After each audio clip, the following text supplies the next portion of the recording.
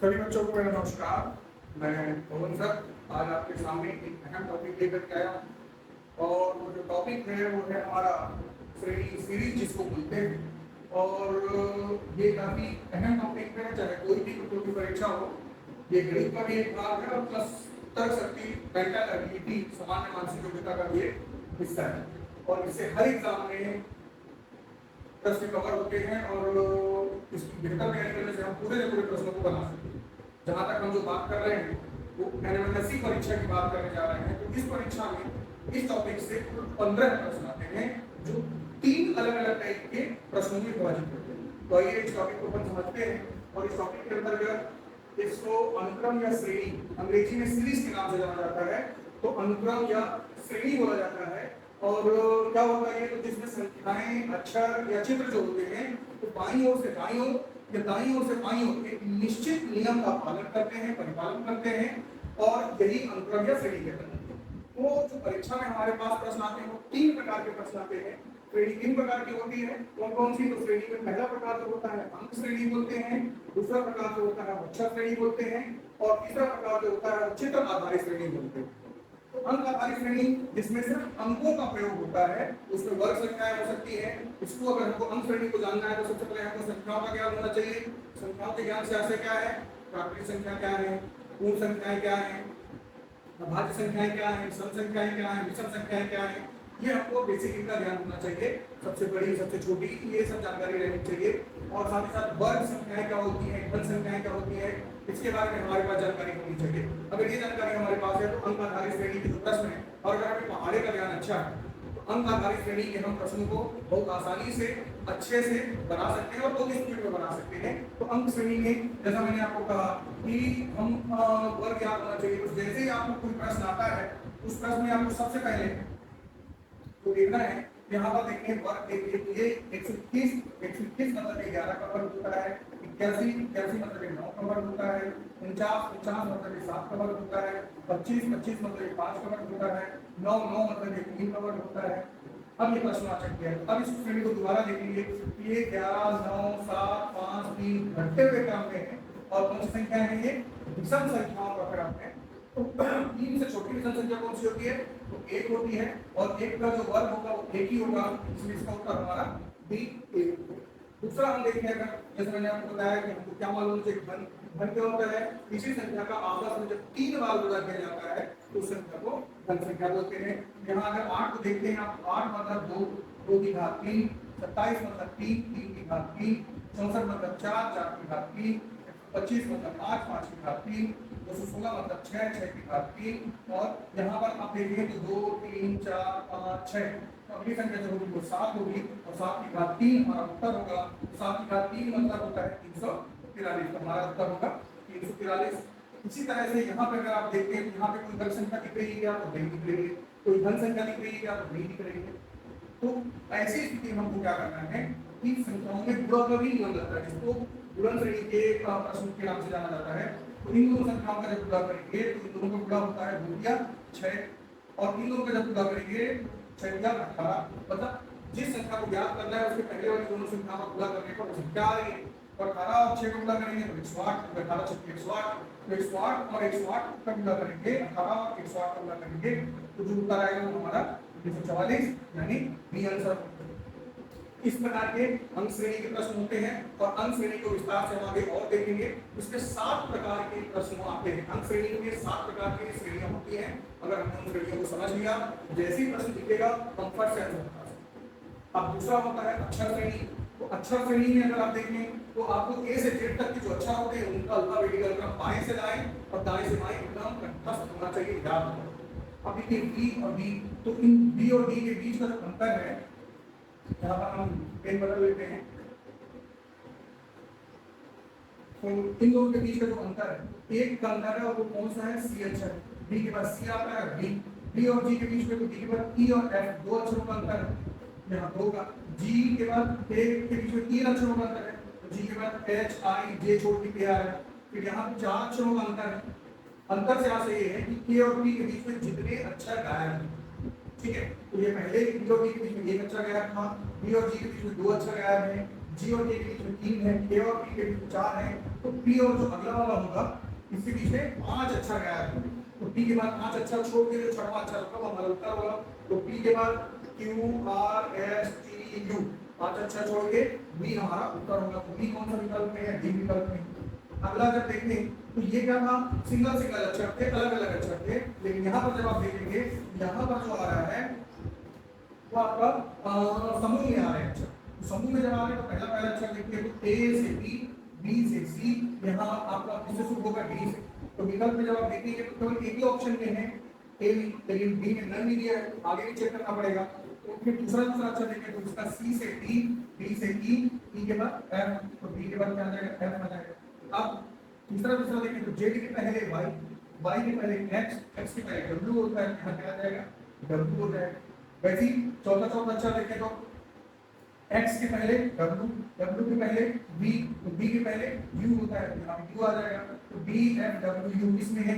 हमारा a में है। तो जब समूह वाला प्रश्न आएगा अक्षरों के समूह में, तो उसमें पहले अक्षर को देखना है, फिर दूसरे अक्षर को देखना है, फिर तीसरे अक्षर को देखना है। इस बात से हम आगे और देखेंगे। अभी वैसे मैं आपको बता दूं श्रेणी के 3 प्रकार होते हैं और उसमें ये आपका और श्रेणी में ही एक तरह की श्रेणी होती है। इस तरह की श्रेणी में क्या देखा जाता है कि ये देखते हैं कि ये कोई श्रेणी में नियम से चलती है, इसमें 4 का 5 का 6 का 7 का समूह बनता है और 80% की स्थिति में वो एक समान समूह बनता है जो बार बार रिपीट होता है। 10% केसेस में आपका वो एक नया वर्ड जुड़ते हैं। तो ऐसे प्रश्न प्रायः इन एग्जाम में नहीं आते हैं और अगर आएंगे तो उस प्रश्न को अपन अगर समय में एक बार बता दिए तो ठीक है, तो छोड़ के आगे बढ़ जाते हैं। तो हम अभी फिलहाल ये देख रहे हैं जिसमें रिपीट होता है। तो आप बड़े पद को पकड़ेंगे, तो बड़े पद को जब आप पकड़ेंगे तो यहाँ पे देखेंगे इस पद को पकड़ें, एम के बाद क्या है? एन, और एन के बाद क्या है? ओ। तो अब देखिए एम के बाद एन आ रहा है, एन कहाँ दिख रहा है? ये एन के बाद क्या मान के चलेंगे? एन आएगा, तो ये एन। और एन के पहले क्या है? एन के पहले पी है, तो मान लेते हैं पी हो। और पी के बाद क्या है? तो पी के बाद देखिए एम है, तो मान लेते हैं एन। और पी के पहले क्या है? तो पी के पहले देखिए ओ है, तो मान लेते हैं ओ। अब इस पूरे पद को देखें तो एक ग्रुप बन रहा है 4 अक्षरों का, M N O P, M N O P, M N O P, M N O P. इस तरह से एम एन ओ पी का ये विकल्प चल रहा है और इसको फिल करने के लिए क्या क्या अक्षर होंगे? O P N M. तो किसी ऑप्शन में ओ पी एन एम नहीं दिख रहा है, इससे हमारा उत्तर क्या हो जाएगा? नन हो जाएगा। तो इस तरह से ये प्रश्न बनाते हैं। अब उसके आगे बढ़े तो तीसरा होता है चित्र आधारित। तो चित्र आधारित में क्या होता है? ऊपर में ये जो दिख रहे हैं ये पहला चित्र, ये दूसरा चित्र, ये तीसरा, और ये नियम का पालन करते हुए चौथा चित्र बनेगा। तो विकल्प में उत्तर दिए। तो आप सिर्फ चित्र के पहले देखिए सभी में सर्कल और प्लस के साथ दिख रहा है, तो उसमें कोई चेंज नहीं है। दूसरी स्थिति में चिन्हों की स्थिति में देखिए चिन्ह जो है एंटी क्लॉकवाइज घूम, प्लस यहाँ दिख रहा है तो अगले में घूम के यहाँ जा रहा है, माइनस यहाँ था ऊपर आ गया, ऐसे करके एंटी क्लॉकवाइज ऐसा करके घूम रहे हैं। तो इसमें देखेंगे प्लस यहाँ तो अगले में कहाँ गया? यहाँ गया घूम, और यहाँ पे आपका वो यहाँ आ गया। तो वैसे इसका भी ये जो सब चिन्ह बनेंगे, प्लस कहाँ आ जाएगा? यहाँ पे आ जाएगा, और ऊपर वाला ऋण कहाँ जाएगा? यहाँ आ जाएगा। भाग यहाँ पे था वो ऊपर चले जाएगा, और बुरा यहाँ आ जाएगा। देखिए कौन से वाले ऐसा दिख रहा है आपको?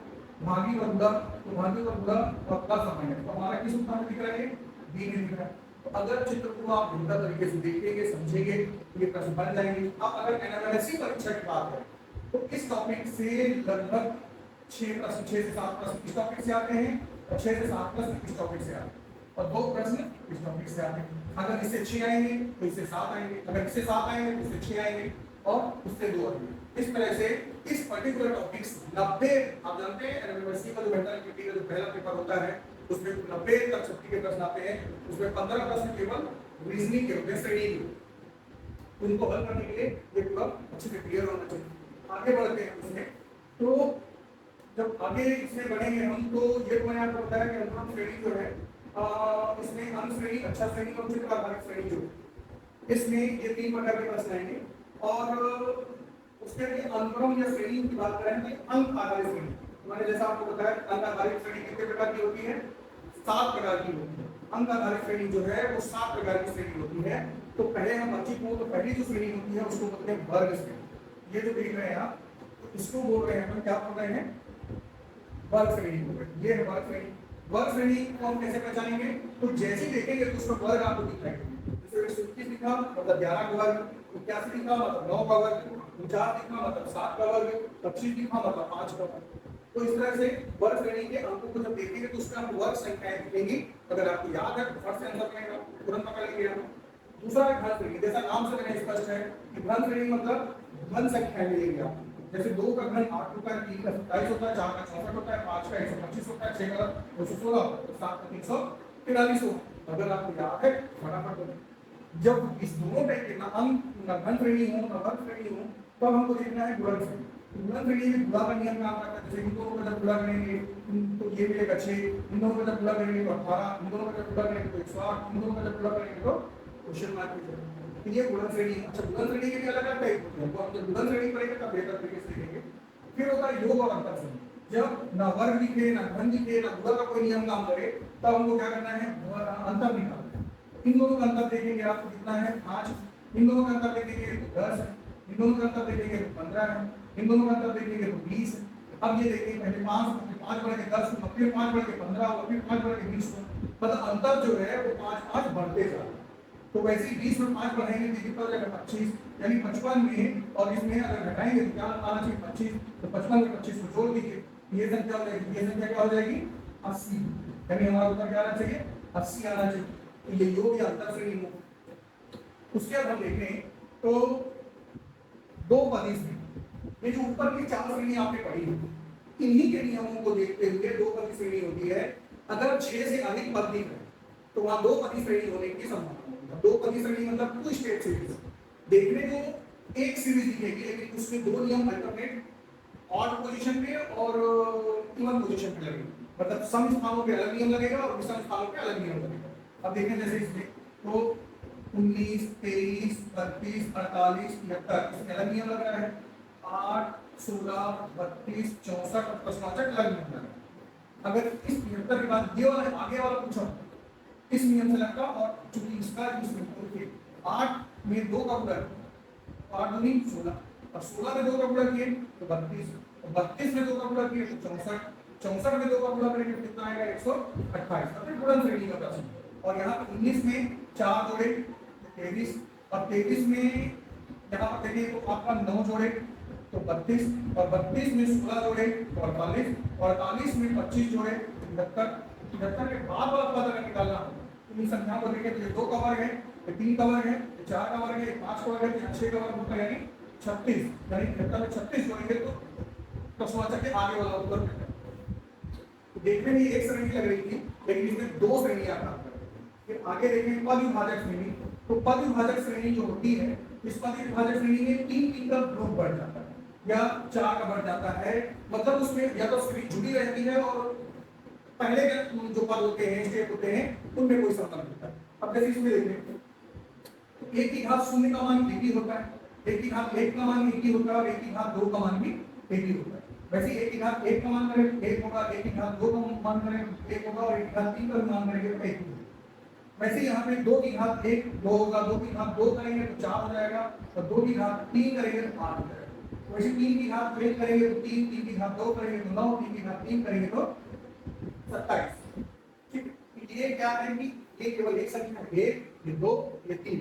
एक बार उस संख्या की घात 1 करके लिखा है, एक बार उस संख्या की घात 2 करके लिखा है, एक बार उस संख्या की घात 3 करके लिखा है।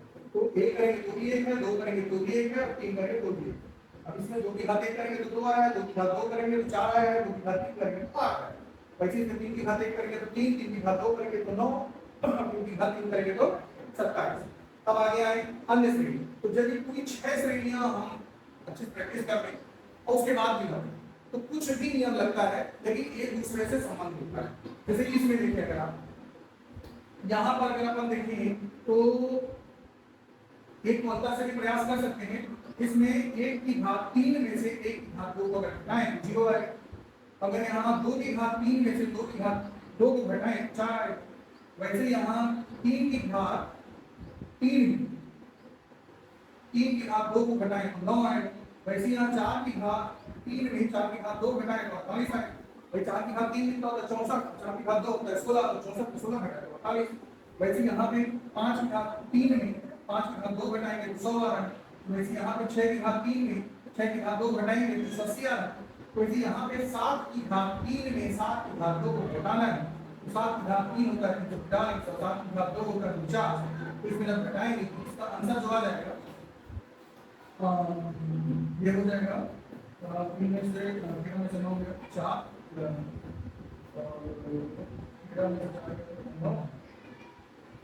इसका आंसर हो जाएगा 294 294। तो ये क्या हो रहा है, अदर सीरीज है, अन्य श्रेणी है, इसमें कुछ भी लॉजिक लगता है, उस तरह की श्रेणी को बनाने के लिए बहुत ज्यादा अभ्यास कर सकता हूँ, बनता हर चीज अभ्यास कर सकता हूँ।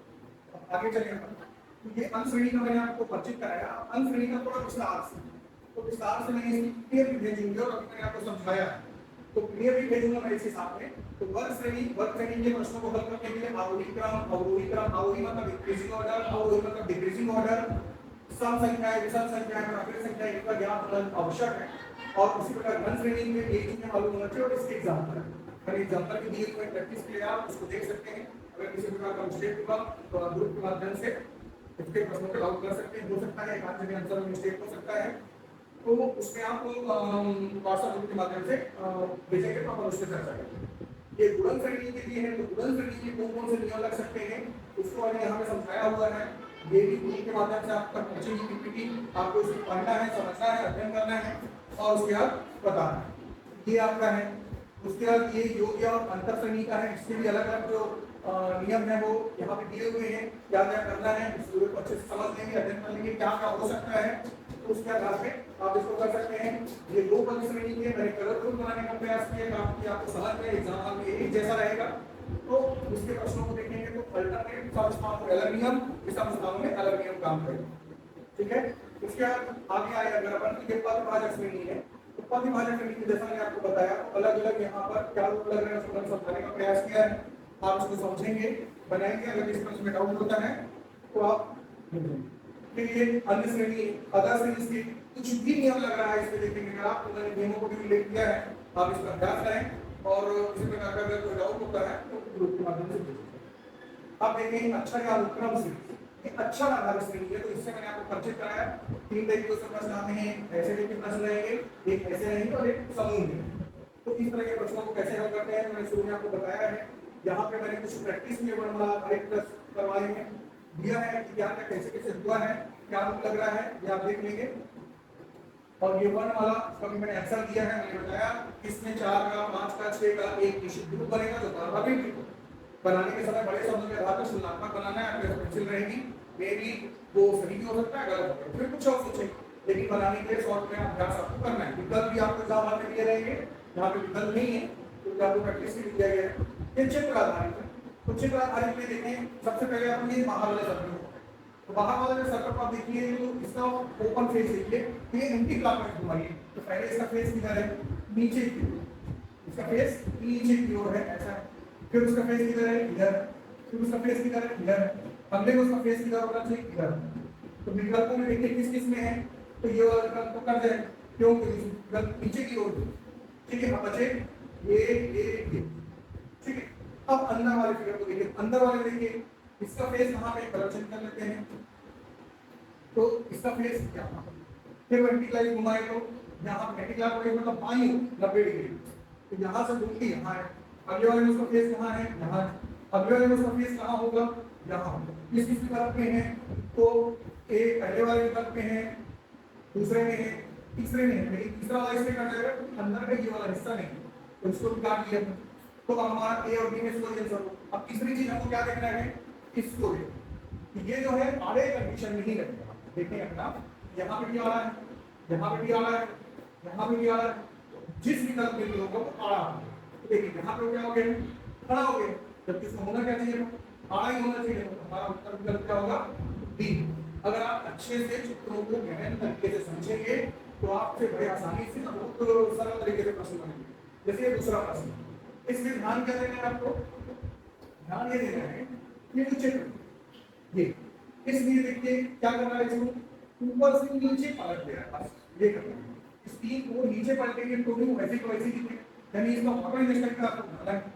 तो अगर इसको बनाया गया ऐसा पलटे तो ये पलटने के बाद ये ऐसे दिखेगा अंदर वाला, इसको जब पलटेंगे, ये जब ऐसे आप इसको नीचे पलटेंगे ये पहले कैसे बनेगा, कुछ ऐसे टाइप का बनेगा, ये अंदर में वैसे ही सेवन, ये देखिए इसको जब पलटेंगे ये नीचे आएगा तो ऐसा करके ऐसा हो जाएगा तो अंदर वाला है। तो वैसे ही यहाँ पूछ रहा है, तो विकल्पों में देखिए, तो विकल्प में यहाँ पे पहला विकल्प देखें तो इसको पलटेंगे ये भी संभव है, और इसको पलटेंगे बाहर वाले को पलटना है, बाहर वाले को पलटेंगे अंदर में ऐसा किसी संभावना है। इसको जब पलटेंगे तो लाइन ऐसा बनना चाहिए, ये जो है ऐसा बनना चाहिए, ये जब जाएगा तो ऊपर तरफ जाएगा, ये ऐसा जाएगा, यानी इसको बदला कैसे चलेगा, ऐसा नहीं शेप होना चाहिए, ऐसा नहीं शेप होना चाहिए, ये बना कैसे है, ऐसा बना है, इसलिए गलत। उसके इसको देखें, इसको जब करेंगे तो इसका शेप ऐसा बनना चाहिए, ऐसा बनना चाहिए, लेकिन ये भी गलत बना हुआ है, तो इसको भी कर।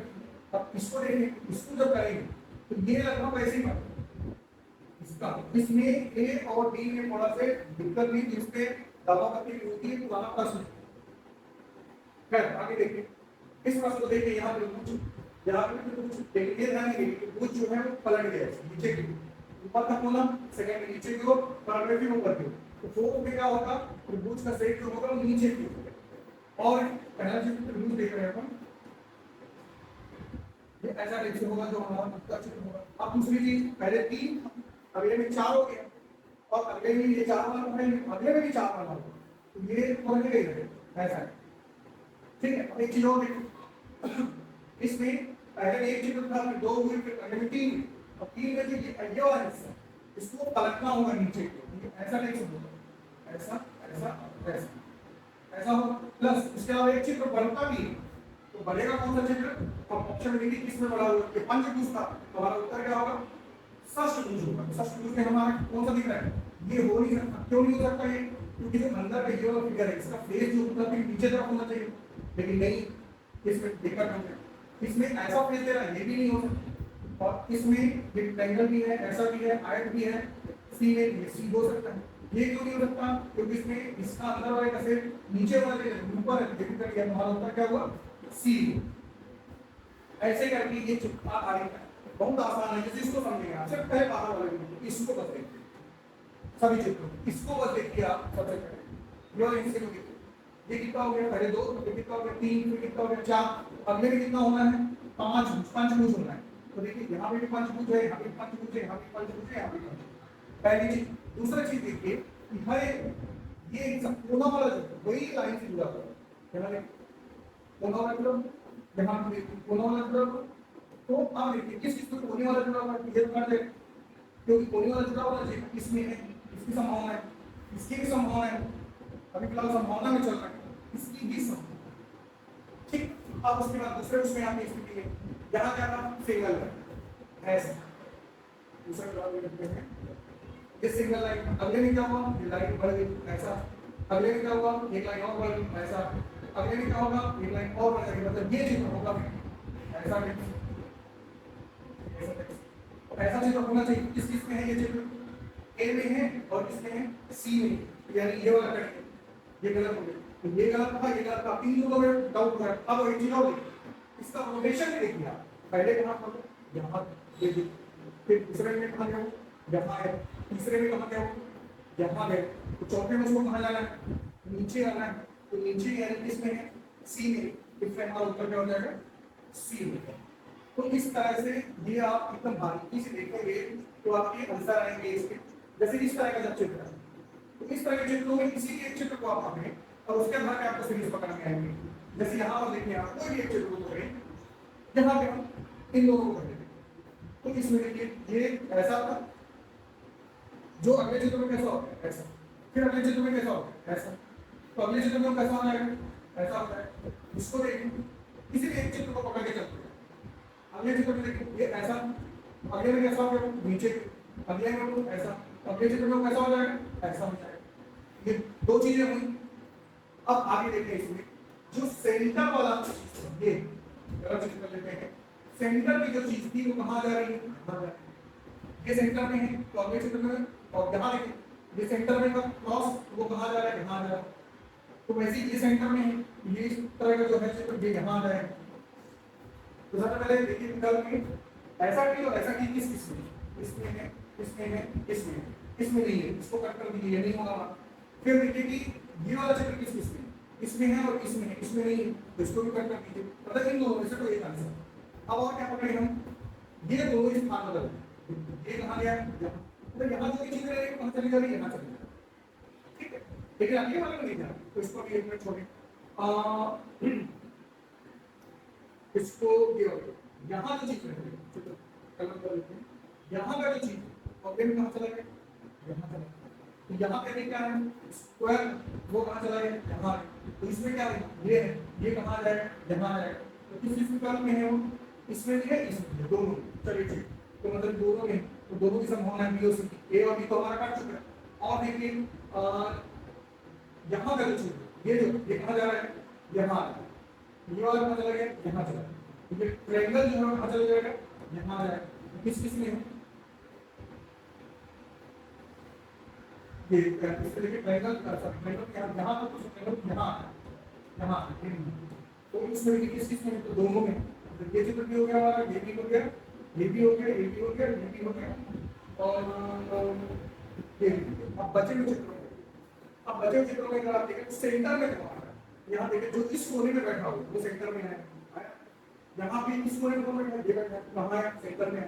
तो इस वाले चित्र में ये कौन बैठा है, ये बैठा है, ये कहाँ है, इसमें सेंटर में। किस किस में सेंटर में है वो, देखिए इसमें तो ये आया था, लेकिन हमको आना चाहिए इसका एक आना चाहिए छोटा वाला, छोटा वाला हमारा बी में, इसलिए हमारा उत्तर क्या होगा, बी। अगर हम अच्छे से आंखों से गहन अवलोकन करके पढ़ाएंगे तो इस तरह के प्रश्न छुट्टी होगा, तो ये प्रश्न बन जाएगा। फिर ये आपके 2021-22 से, मैंने 22-23 और 23-24 का पेपर इसमें नहीं किया है, 21-22 के प्रश्न आए हुए हैं, ये 20-21 के प्रश्न आए हुए हैं, 19-20 के प्रश्न आए हुए हैं, इनके उत्तर भी साथ में मैंने दिए हुए हैं। ये आपके अभ्यास के लिए है, आप पुराने प्रश्नों को अच्छे से अभ्यास करिए। और मैंने इसमें जो चित्र आधारित है उनको नहीं दिया है, वो आपको बुक से या और अलग मेथड दिया जाएगा। तो इसके लिए आपके पुराने प्रश्न दिए हुए, इनको आप देख करके साथ में पीपीटी आपको भेजी जा रही है तो बनाएंगे, आपको समझ में आएगा तो अच्छा है। अगर किसी प्रश्न में डाउट होता है तो आप उसको ग्रुप में भेजिए और उसका सॉल्यूशन करके और उसको अपन आगे डाउट क्लास में क्लियर करेंगे। चलिए बेस्ट ऑफ लक, आप तैयारी करिए और आप जितना ज्यादा अभ्यास करेंगे उतना ज्यादा आपका रीजनिंग का स्पेलिंग सेक्शन अच्छा होगा, क्योंकि किसी भी परीक्षा में ये बहुत अहम भूमिका निभाता है। तो बेस्ट ऑफ लक, तैयारी करिए, डाउट है उस ग्रुप में अपने शिक्षकों से पूछिए और ग्रुप के माध्यम से पूछिए। चलिए।